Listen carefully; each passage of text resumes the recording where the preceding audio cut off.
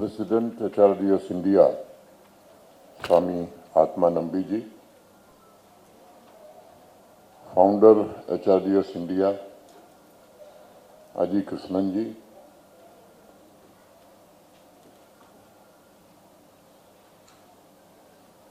Sri S. Krishna Kumar ji, Dr. Ravikant जी,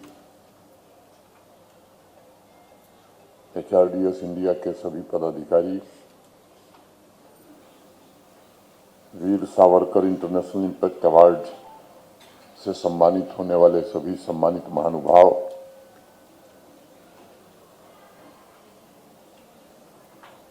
Veer Savarkar international impact award के सभी jury, इस सभागार में उपस्थित सभी सम्मानित महानुभाव, बहनों और भाइयों, सबसे पहले मैं Veer Savarkar international impact award 2025 से सम्मानित सभी पुरस्कार विजेताओं को उनकी साधना, उनके समर्पण और कर्तव्यों के सफलतापूर्वक निर्वहन के लिए हृदय से बहुत बहुत बधाई और शुभकामनाएं देता हूं। हमारे यहाँ ऋग्वेद में प्रार्थना की गई, यशसम का कारु किरण, हे ईश्वर हमें यशस्वी और शिल्पी बनाइए। मेरी प्रार्थना है कि आप अपने अपने कार्यक्षेत्र में भविष्य के शिल्पकार बने और अपने प्रभावशाली विचारों एवं कर्मों से मानवता और राष्ट्र निर्माण में योगदान दे सकें। आज के अवार्ड विजेताओं में पॉलिसी मेकर से लेकर समाज सेवी, इन्वेंटर, फिल्म मेकर, संगीतज्ञ, विभिन्न क्षेत्रों के विशिष्ट लोग शामिल हैं। I also heartily congratulate our friends from abroad who have been honored with this year's Veer Savarkar International Impact Award. They epitomize the timeless civilizational values and making immense contribution to humanity's all-sided evolution. One of our scriptures, Yajurveda says, Jyotisa badhate tamah, light destroys the darkness. So be the light to guide the humanity towards peace, progress and prosperity. जीवन यात्रा में अब तक आप सबकी सफलता और व्यक्तिगत उपलब्धियों ने समाज के सम्मुख असाधारण कर्म, कौशल और दृढ़ संकल्प का प्रमाण दिया है। आगे भी करोड़ों देशवासियों के लिए तथा मानवता की सेवा में जुटे सर्व समाज के लिए आप प्रेरणा स्रोत बने रहें तथा स्वधर्म का पालन करते हुए आगे बढ़ते जाएं, ये मेरी कामना है। भगवत गीता में भगवान श्री कृष्ण कहते हैं, स्वे स्वे कर्मण्यभिरतः संसिद्धि लभते नरः, स्वकर्म निरतः सिद्धि यथा विन्दन्ति तत्क्षणु।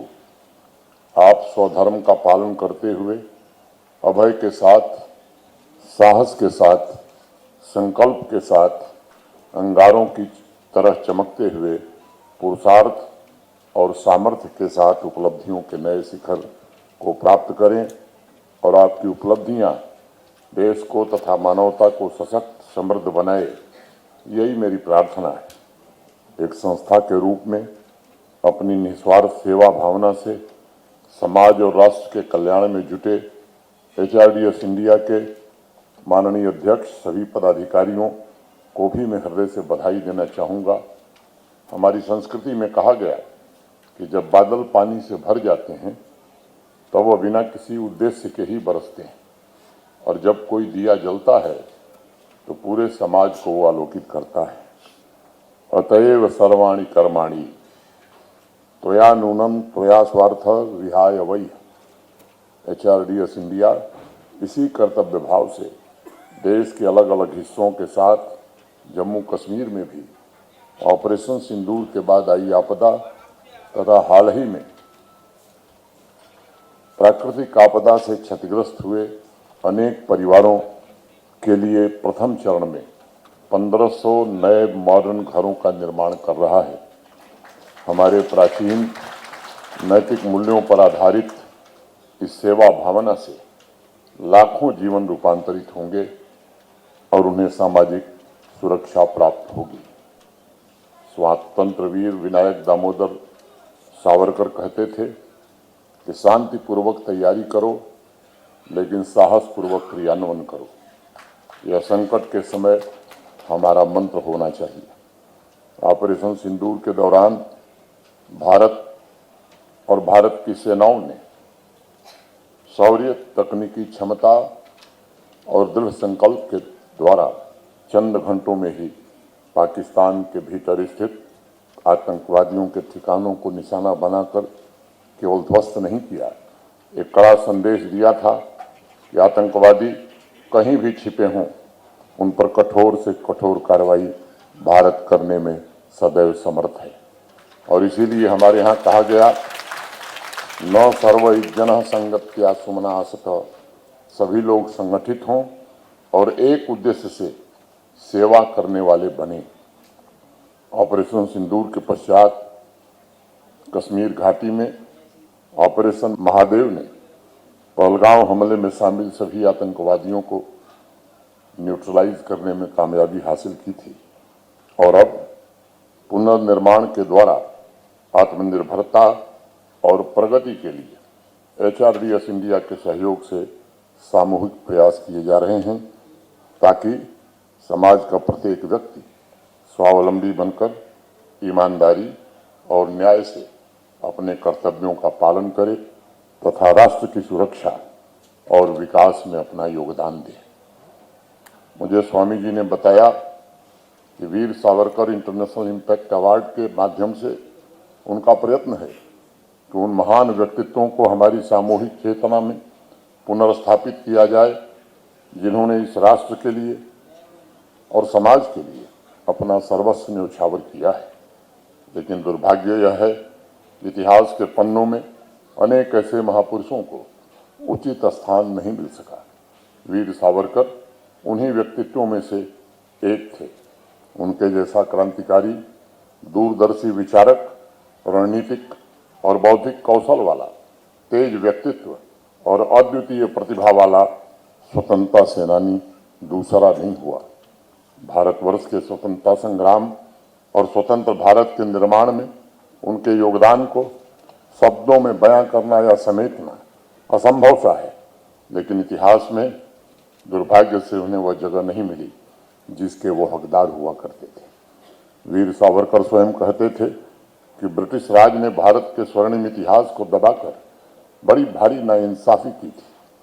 अपनी पुस्तक 6 स्वर्णिम पृष्ठ में उन्होंने कहा था कि अंग्रेजों ने भारत का विकृत इतिहास लिखा और कई पीढ़ियों ने उसे पढ़ा भी।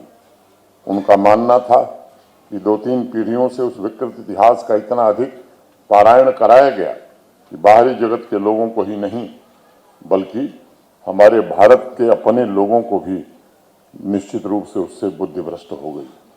साथ ही वीर सावरकर कहते थे कि असत्य, अपमानजनक और दुर्भाग्यपूर्ण विधानों का प्रयोग विदेशी ही नहीं, अपितु हमारे ही कुछ देशवासी भी कर रहे हैं और इसलिए उनका प्रतिकार करना स्वराष्ट्र के अभिमान की दृष्टि से नहीं, अपितु ऐतिहासिक सत्य की रक्षा की दृष्टि से भी अत्यंत आवश्यक है।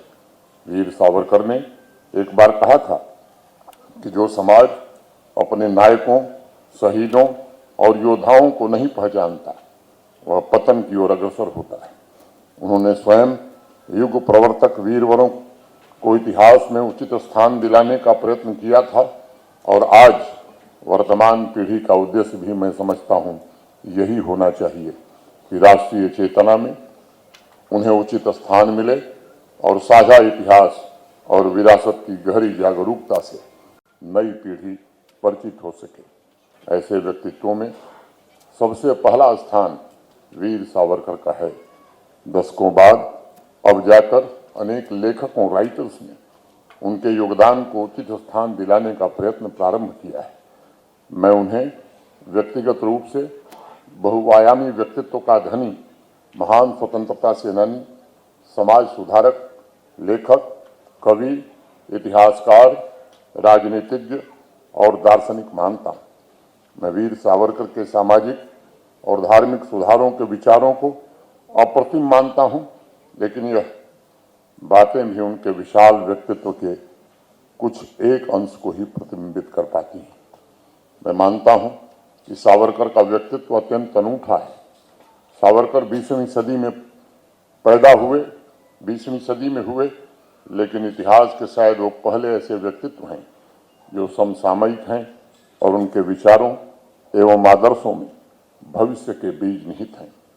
सावरकर के साथ भारत में राष्ट्रीयता की एक नई चेतना का भी जन्म हुआ था। उन्होंने सामाजिक क्रांति की मशाल प्रज्वलित की और बाहरी आक्रमण तथा आंतरिक विभाजन दोनों से बचने के लिए आम जनमानस को प्रेरित किया।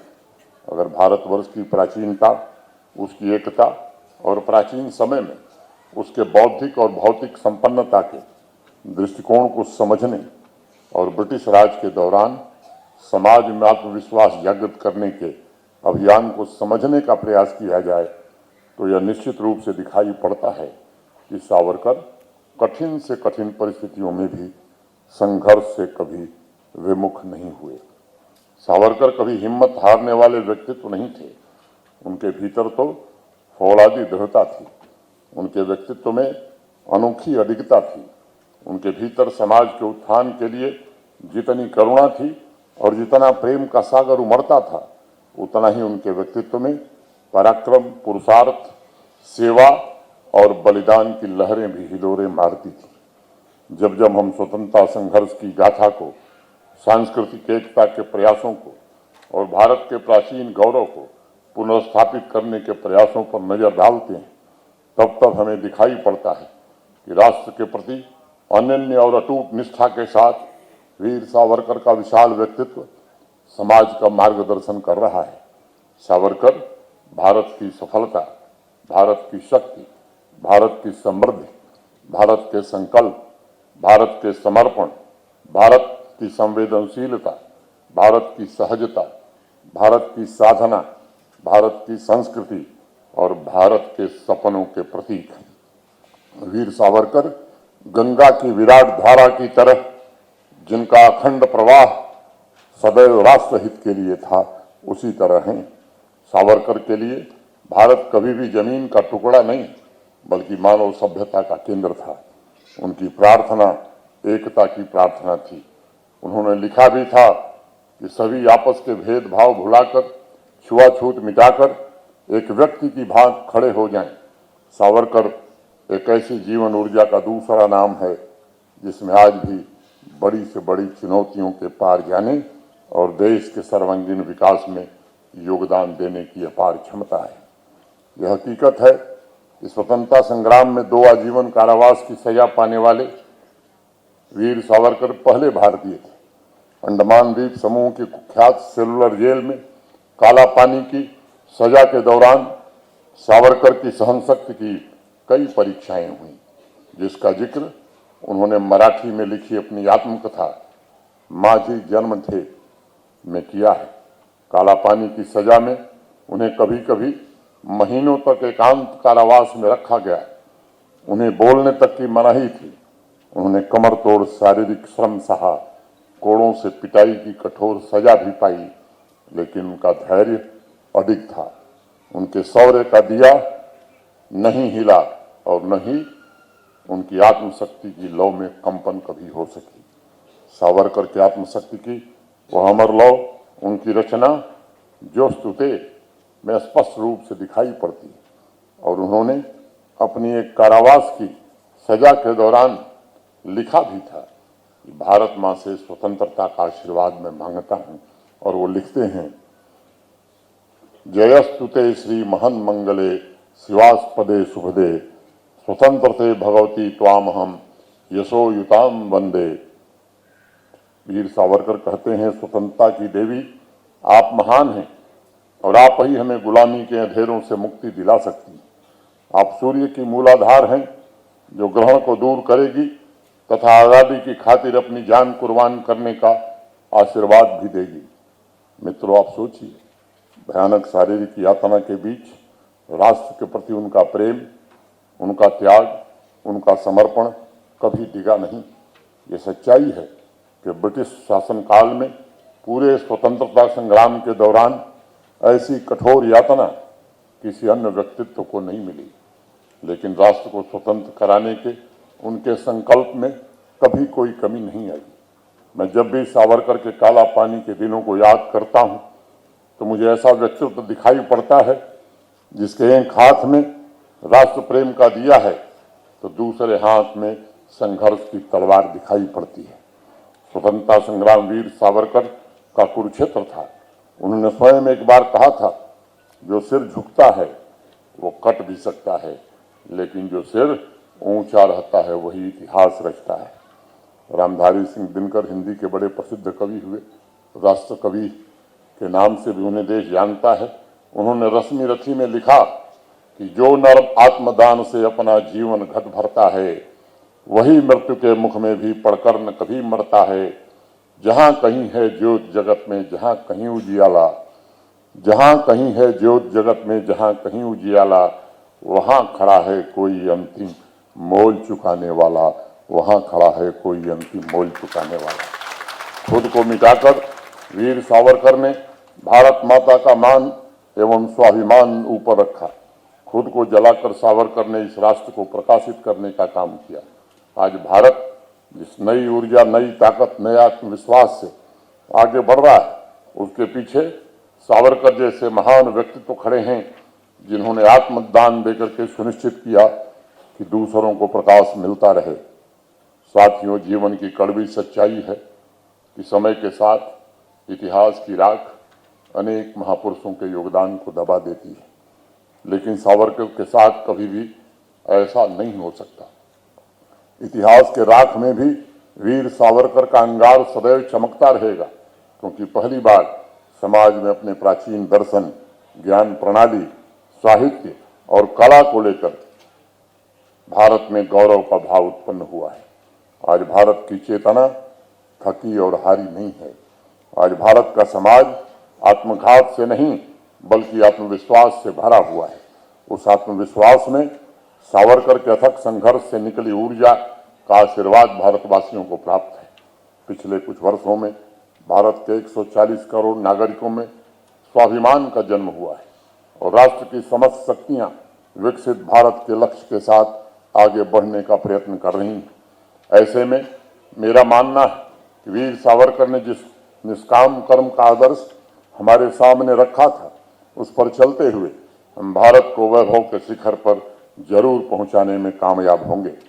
भारत के आदरणीय प्रधानमंत्री श्री नरेंद्र मोदी जी ने 2022 में लाल किले की प्राचीर से देश को पंच प्रण का संकल्प दिया था।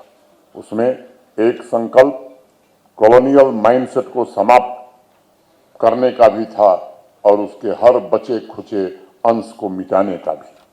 उस आह्वान में वीर सावरकर के विजय गीत की झलक स्पष्ट रूप से दिखाई देती है, जिसमें उन्होंने स्वतंत्रता प्राप्ति के पश्चात उत्सव मनाते हुए भारतवासियों से कहा था कि अभी तो केवल तट हाथ में आया है, लेकिन दुर्ग चढ़कर सकुशल घर पहुंचना अभी शेष है।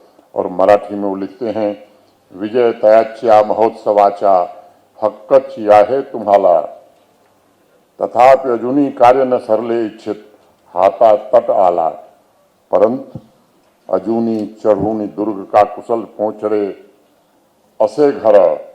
मैं समझता हूं कि सदियों के संघर्ष के पश्चात भारतवर्ष के जीवन में वो अवसर आया है जब प्राचीन गौरव को हासिल करने के साथ साथ हमें वीर सावरकर के सपनों के अनुरूप समावेशी, सामाजिक और आर्थिक न्याय के आदर्शों पर आधारित समाज और राष्ट्र का निर्माण करना है। HRDS इंडिया के Veer Savarkar international impact award के माध्यम से सभी व्यक्तित्वों को तथा समाज के सभी वर्ग को ये संदेश पहुंचाना है कि हमें एक ऐसा राष्ट्र निर्मित करना है जो सशक्त भी हो, स्वावलंबी भी हो और जो 2047 में विकसित भारत के लक्ष्य को प्राप्त करने के लिए पूरी तरह से समर्पित हो। मैं फिर एक बार HRDS संस्था के प्रति हृदय से कृतज्ञता ज्ञापित करते हुए और आज जिन महानुभावों को Veer Savarkar international impact award से सम्मानित किया गया है, उनका भी अभिनंदन करते हुए, उन्हें बधाई देते हुए अपनी बात यहीं पूरी करता हूं। धन्यवाद। जय हिंद, जय भारत।